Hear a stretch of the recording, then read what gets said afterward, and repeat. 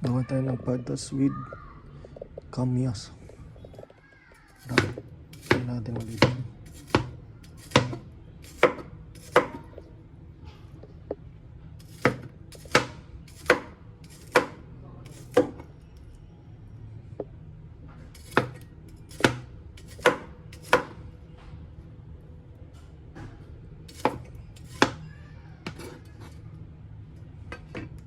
I-off ko muna.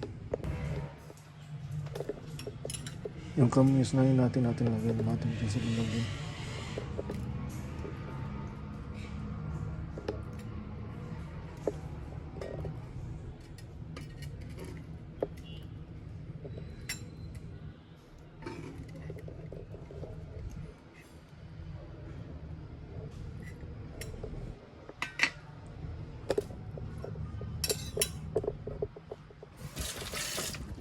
Tapos itong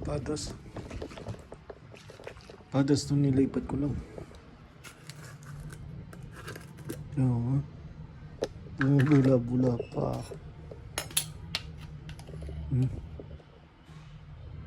Padas. Okay.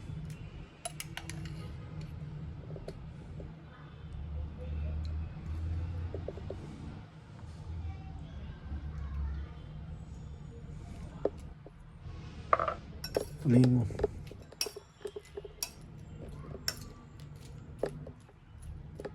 Okay na. Tikman ko nga.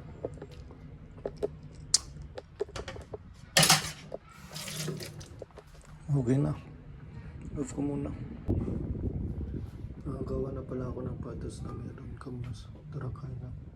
Masarap tayo i-ulam sa kanin kahit wala yung ulam. Pero huwag masyadong kumain na madami ng patas. Delikado mo dyan kasi masyadong maalat yan. Makakaroon ka ng sakit na yun.